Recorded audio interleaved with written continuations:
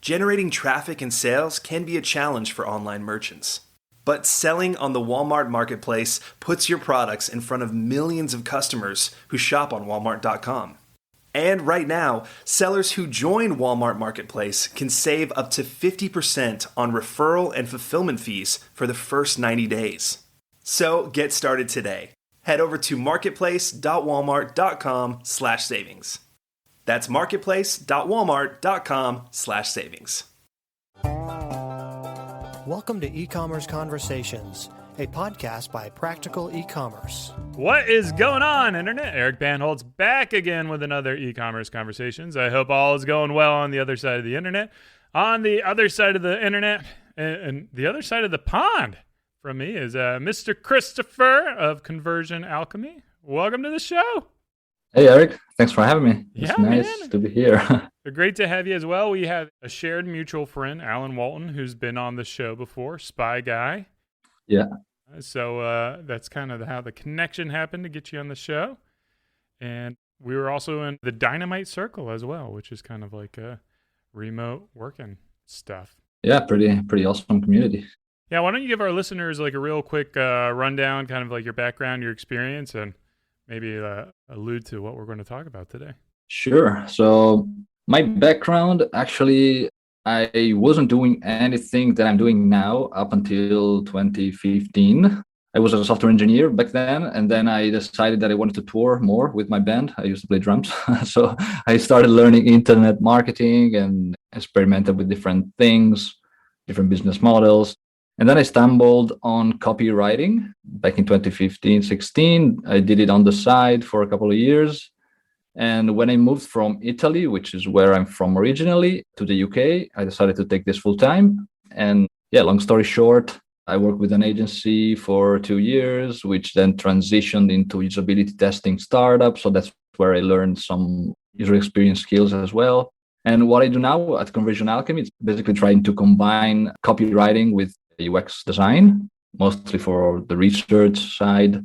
And I work with software companies and e-commerce businesses, usually 6-7-figure businesses that are kind of stuck, let's say. They build their businesses on the go and they're profitable and everything, but they're kind of stuck. They can't get to their next level, to the 8-figure usually. And I help them basically with copywriting and UX design get there to the next level. I mean, copywriting is a big thing for me, Beard Brand. If you've listened to the show a long time, you know I've had Neville with copywriting course on the show. I've had Sam Parr as well, kind of talking about like email newsletters and building that out. I really think like college kids, high school kids, the public school systems do not prepare people to write in a way that is engaging. It's just like, buy the books, dry, corporate speak. It's the most soul-sucking kind of language I could ever imagine. It is just like, it's like, oh, my grammar is great. And I'm like, I don't care if your grammar is great if the story sucks. And especially, like, I'm saying this from the perspective of an Italian who had to learn English and writing copy in English. I found it much, much easier than actually writing like fiction novels where you have to be like fancy and use like big words. With copywriting, it's just being conversational, basically, and trying to be as effective and clear as possible. So yeah, it's stuff that they totally don't teach you at school. Yeah. What are some of the red flags that a lot of e-commerce brands are doing with their copywriting? Well, some common ones are writing mostly from their own perspective. So it's a lot of we do, we are, we own, we offer. And like if you press Common F on their website and you look for instances of the word we, you can find a lot. And mostly I've seen a lot of things that e-commerce can improve from the branding side, especially on their about page. It's a lot about speaking again on the brand, speaking about what they do, what they offer, the product, instead of putting themselves in the customer's shoes and telling a story around that and around the product that they offer and making it compelling in a way that they want to read more and buy their products. For me personally, one of the first things I always do is go to find like the About Us page. And I don't know if this is just me as an entrepreneur wanting to see who the other leaders of the companies are, or if that's something that's pretty common among a lot of shoppers. But like, it's pretty common. Actually, it's the second most visited page on most websites. Oh, really? Yeah. So, I mean, like, if I don't see any people, like, there's no human element in the About Us page, I completely drop my trust level down significantly. Yeah. I don't know if that's something that you guys encourage or not, is just like putting a face with the brand or. Yeah, actually, like part of the research that I do, it's kind of identifying who are I would say, primarily like primary, secondary persona, usually, sometimes it can be three. And when I talk about persona, it's not the typical avatars persona that most marketers think about.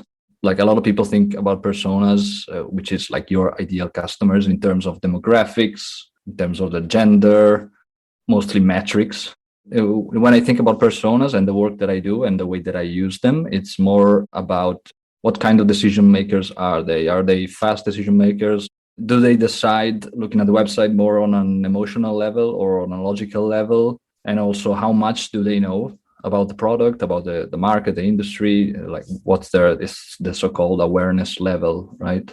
And also the sophistication. How much do they know about this specific product, and how much do we need to tell them also about competitors, what's around your product and your business?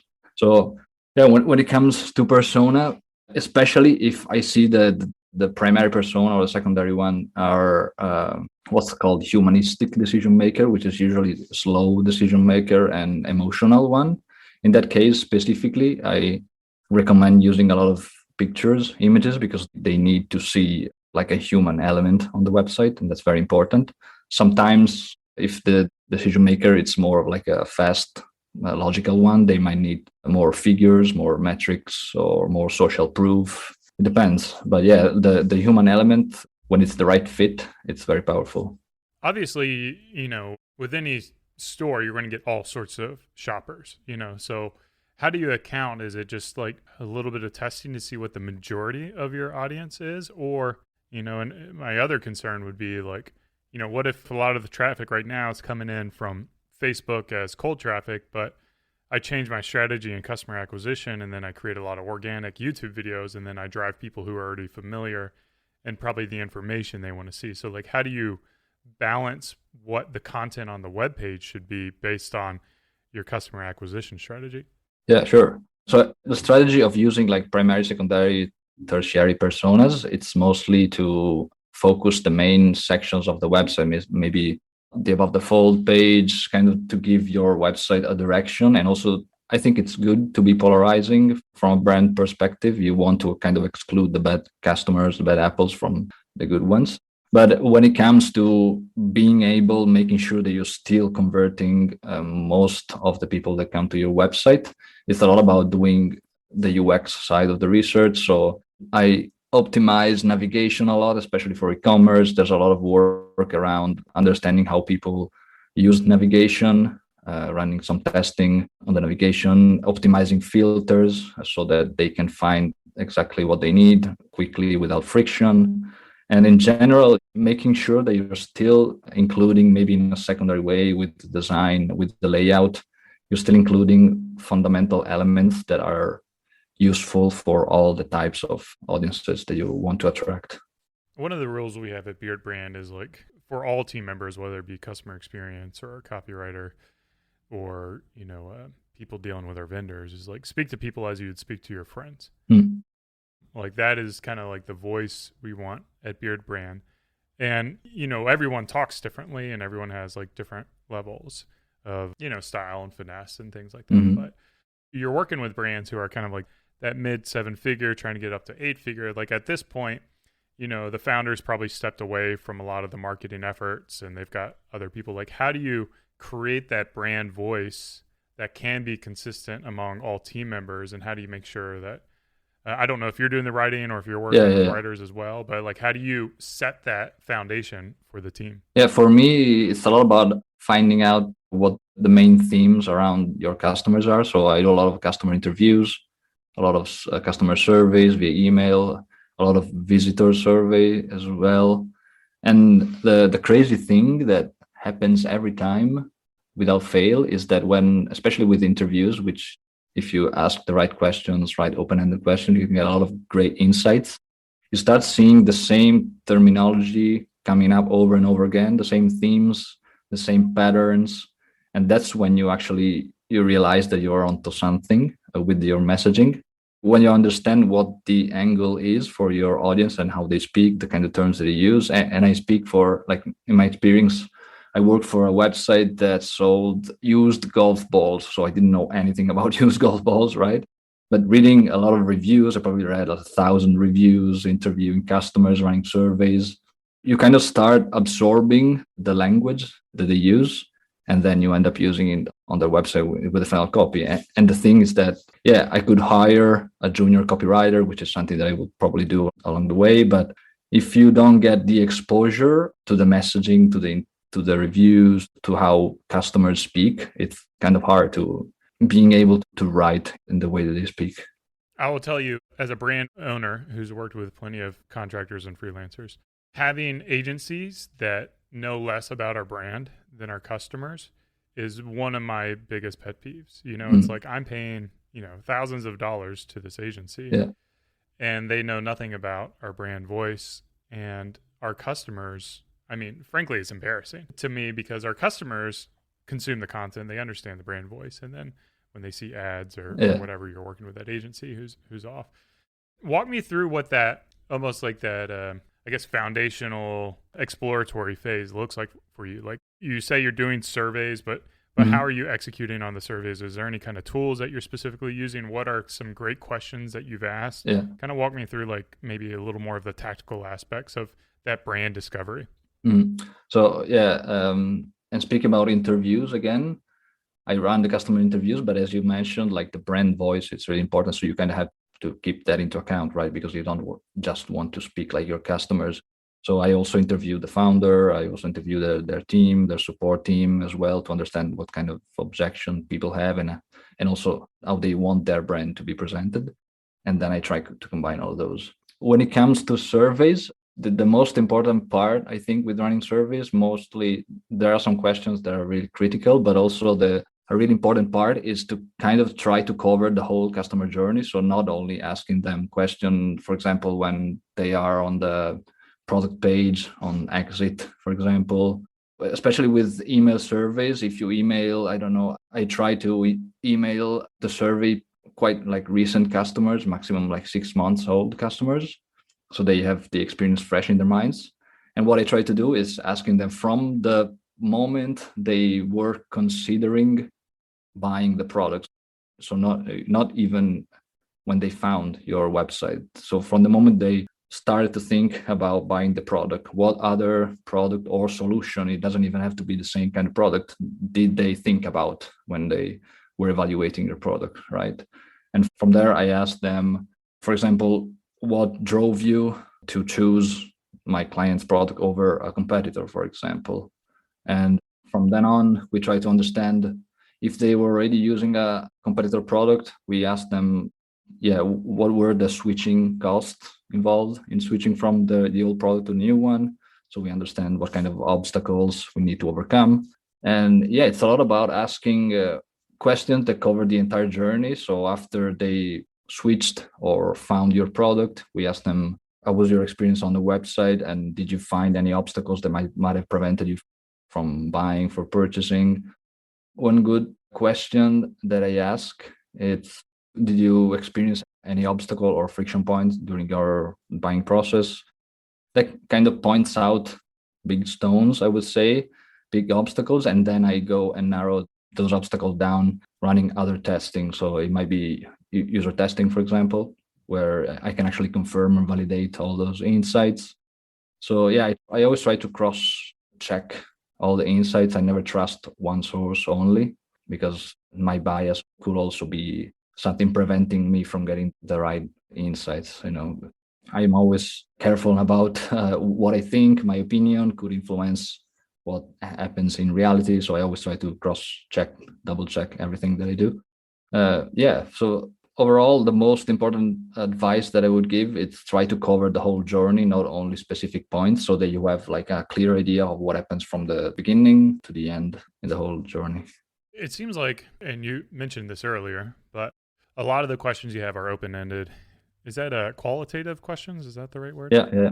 And do you do any kind of like quantitative data acquisition as well to be able to like systematize it? Or is it simply read the feedback of everyone and get a feel for what people are saying? So I asked some quantitative questions like multiple choices in those email surveys, but I also a very good way to understand, especially visitors on the website. So people who are still not customers.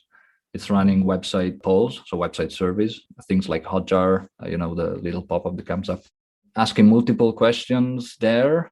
If you ask 4 or 5 questions there, there's big chances that people reply. If those questions are all or most of them are multiple choice, so they don't have to type anything, they just need to click like those radio buttons, and you get a lot of good insights on who these visitors are and the personas. So you can ask questions like, for example, for the golf website, it might have been, are you familiar with used golf balls?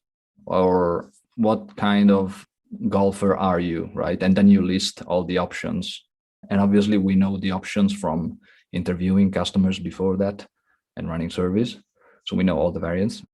So just asking those questions helps create, like, for example, you can create charts, graphs, and I usually just use like Google spreadsheets, and you clearly see the trends and where you need to fill in the gaps with what the client is doing now. So yeah, there's a lot of good quantitative data as well that you can get. How many responses do you feel like you need to get before you feel like the data is accurate? Yeah, I mean, it depends on the website traffic, but I always try to run those surveys at least for 2 weeks, because you want to cover all the days of the week for maybe 2 weeks potentially. But I try to get at least 500. 500 would be the minimum that you can collect. And usually with those website polls, I get around 60-70% completion rate. So yeah, you kind of need to get at least 1,000 impression on the poll. This is something that you'll turn off after you're done doing the research. Is this something that like you wouldn't recommend keeping this going all the time, right? Not necessarily. I recommend keeping it going like during the project, obviously when we need to run it, but also when you, for example, make a big change on a website and you want to understand something, you can customize it. You can place it only on a specific page. For example, if you change something on a product page and you just want to put it on every product page, you can put it there. It can really be customized based on the needs that you have. And sometimes for clients, some of those tools have issues with like website speed and everything. So you also need to check and keep that into account. Yeah, the 2 platforms that I use the most are SmartLook and Hotjar for those. So I think either one or the other works in any case. But yeah, I always recommend running it when you need it, not all the time, because it might be distracting as well. So just keep that in mind. Yeah, I'd kind of echo that. I think there's, from my perspective, and maybe a lot of other founders, owners kind of think this way, like you want to have all the data, right? You want to make all the decisions based on data, for your advertising, for your conversion marketing, for everything. And then you end up in this like cycle where you're essentially slowing things down because it takes 2 weeks to get the data. And I think a lot of things, if you're working with an expert who knows what they're doing, you can just trust your gut to a certain degree.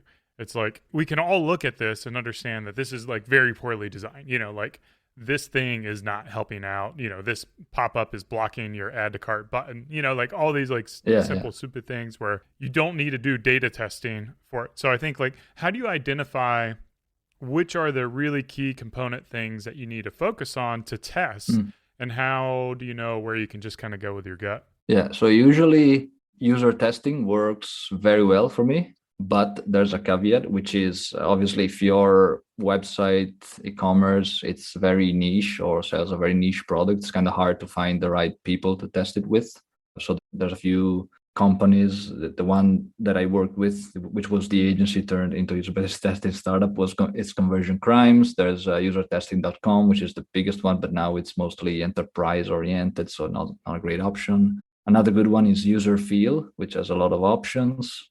And I usually start with user testing because if you find that the audience that's quite close to your customers, it really gives you, like with just 5 videos that you can watch in in 1 hour, 2 hours, it brings up probably 80% of the issues, the problems on a website. And that's also there's been a statistical analysis done on the fact that 5 user testing videos bring up 85% of the insights. And after that, it's diminishing returns.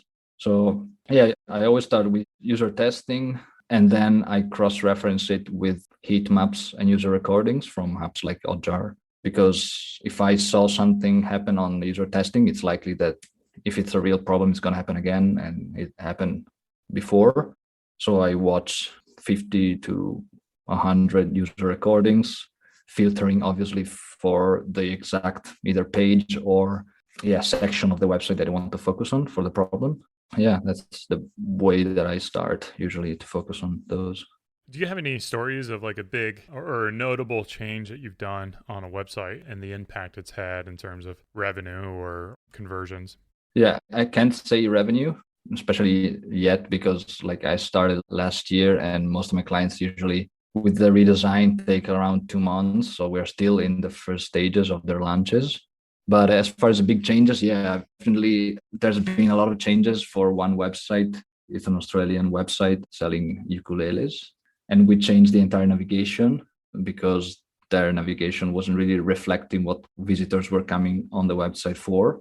So we did some card sorting, which is UX methodology to understand how user order the navigation elements and how they group them together. So we did that and we completely changed the navigation. And now if you actually look at the website now, you can see that it's quite a specific navigation structure. It's not something that you really see often. And that's because we reflected exactly what visitors wanted, which is finding ukulele through a sound or the style or the color, even adding sound bites so that people could listen to the actual sound without even having to click on the product page, which is cool. Yeah, that was a pretty big change. Most of the other changes that I'm pretty happy about, I also work with my clients on positioning. So I help them understand what's the way that they should position their business to be more effective and stand out in the market against competitors. For example, the golf website, the used golf website, most of those websites were exactly the same, right? And the value proposition was basically just focusing on availability, showing all the brands that they have available. And what I was able to figure out, like especially speaking with customers, was that it wasn't really price or like the availability of the website that was making the brand strong. It was more of the fact that they could get premium balls that they could actually afford to lose on the golf court. And that's how I positioned their website, changing the headline, kind of reflecting also the navigation there to help them find the kind of premium balls that they wanted, because most of those players were experienced players. And that was also another important finding. Yeah, in general, I think with e-commerce, the most problematic issues that I found was like vague positioning and navigation that wasn't that effective. Yeah, I'm just thinking through my head some fun ways to to sell those golf balls. Like, for the golfer who, always seems to find this. I guess it want to be the sand. It would be the water. The water finds your balls. Yeah, there was actually a funny line that I've used. Let me see, I can find it. It was basically something like until you keep putting your balls in the woods, we're going to be here for you. Like, meaning until you're going to keep losing those balls, we're going to be able to, to provide them for you. Oh man, like the 12-year-old boy in me just like, like the balls and, getting wet in the lakes and losing your balls. And oh man, like I don't know how many golfers have that kind of sense of humor, but you could put a lot of innuendos in there. Yeah, it was a fun project. Yeah. Are there, I don't know. I kind of want to go back to, I don't know if you tackle email marketing at all, or if you're mostly like on website conversion marketing. So far, it's been mostly website. Yeah, I would like to do more email as well, because that's something that I do for SaaS mostly, not so much for e-commerce. But yeah. Are you seeing that? This is something that I always struggle with. Like sometimes I'll go to a sales page and it will be like a mile high, just a landing page with just like, it's got to be like 10,000 words or something like that. Really selling it, going on, and like every 5 paragraphs they have like the add to cart, whatever. Yeah. And then, sometimes it's just, kind of like you said earlier, a lot of photography, but very little, text in there. And I think a lot of, if you're buying a template or a lot of kind of like 2020-ish e-commerce design style, they don't really incorporate a lot of room for copy in these product pages. What is your recommendation for how do you get the right amount of copy in there? How do you focus it? Where is that copy laying on the website? And just how do you convey the message that you can? Because, ultimately, you can't sell a product in 2 sentences. Yeah, like when it comes to length, it's always about going back to the customer. So how much do they know? And like, what's the awareness level about like their product? How much do they know about the product, and how much do you need to tell them? Because if they know very little, both about the market, competitors, and the product, then you probably going to have to go longer. If they know more, if they basically, like the best case that they are already familiar with your brand, but they still have to buy from you. In that case, then, okay, you can be as short as you want. Probably they just need a good offer, a good convenient offer, and they are going to buy. But yeah, it depends on understanding their awareness level. So speaking with them, doing these surveys. And then when it comes to how to visually present the copy, especially on product pages, I'm speaking about e-commerce product pages, it's a lot about understanding readability. So I see a lot of e-commerce websites that have their copy is like the entire width of the page, and that's super hard to read.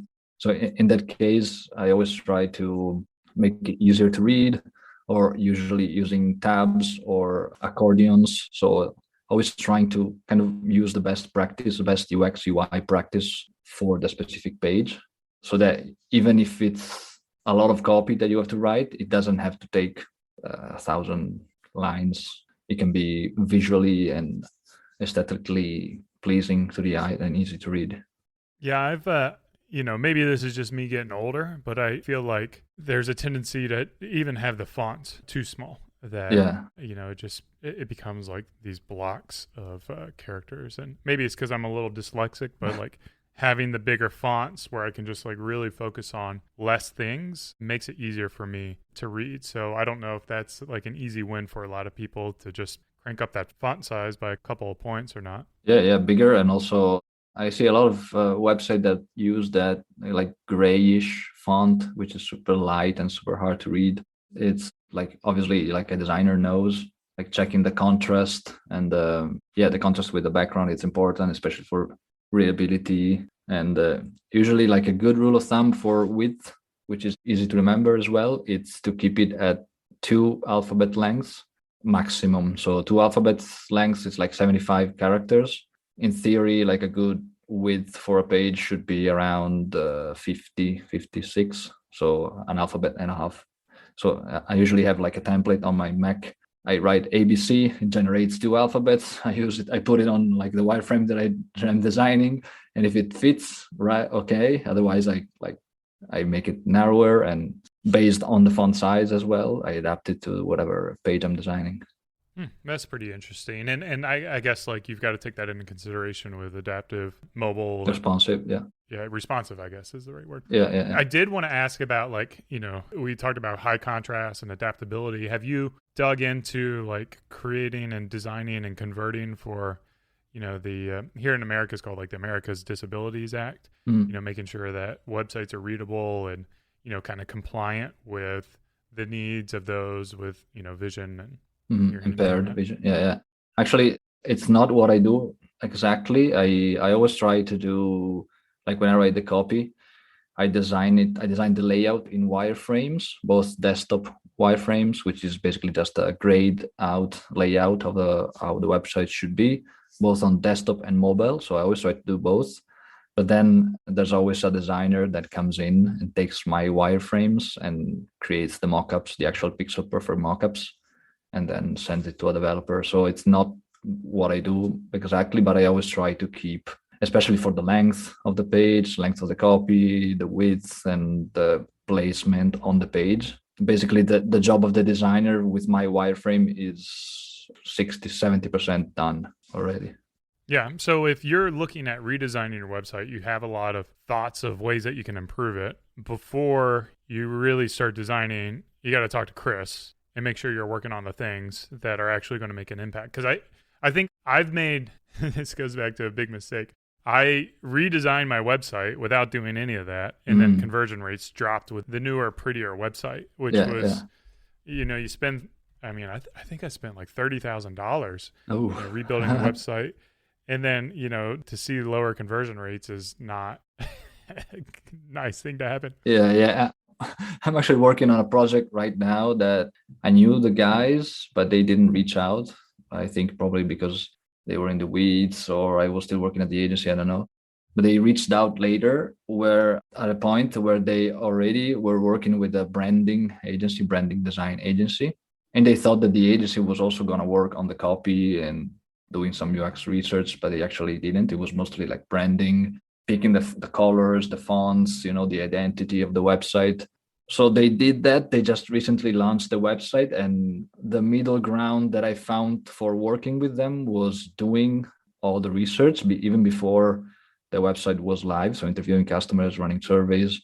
And then once the website was live, which was a month ago, starting with on-site research. And what I'm going to do is basically going to deliver them, actually this week, I'm going to deliver them a report with kind of like a roadmap of the changes that I would make for the copy and why, and backed up with all the research. And then I'll basically try to follow the layout they already have, but improving the areas that we can improve on. So without changing everything, so they can keep that current design, but still try to maximize for conversions. Yeah, there's a lot of risk with a new website launch. Are you able to kind of test it before you go live across the board? Or is it pretty much, we're on Shopify, so it's like you can only run one template at a time. You could probably like optimize or test some product pages, but I can't imagine, full website launch, new navigation, new photography, new branding, new everything. Yeah. Are there ways that you are able to do that? Yeah, one way that you can test the website, which is it's not 100% accurate, but you can still get some insight, especially if it's like an entirely new design. You can have the mockups and test the mockups. So running user testing on mockups, you can do that with most platforms. And you can, for example, in Figma, which is a free UI design app that I use as well. In Figma, you can actually create prototypes, so super easy, so clickable prototypes. So you can have people navigate, just sending them the link, they can navigate this fake website basically. And you can get a lot of good insights, even though it's not the full website. But that's still a great way and a cost-saving way to test things before launching. Yeah. Where can people reach out to you, hire your services, connect with you? People can find me on conversionalchemy.net. And I also have a newsletter there, about to start an experiment with a daily newsletter, which is going to be interesting. But yeah, people can find me there or on Twitter at Silvestri Chris. Not sure if you can spell the Italian Silvestri. Silvestri. Yes, perfect. Chris, Chris. Yeah. All one word. So yeah. Find them on Twitter and tweet them, get some insights, and then head over to conversionalchemy.net and learn a little bit more about your dude. Chris, man, I had fun learning about this. Awesome. I'm glad. Good insights. So I was just like, the whole time I pulled up like the beardbrand.com/about us, and I'm like, oh man, I got to change everything and send that over. So yeah, you got me wanting to do some more work on the website. So I appreciate that. Good. Thanks for having me. All right, guys. This has been another e-commerce conversations. Hope you enjoyed it as much as I did. Cheers and keep on growing.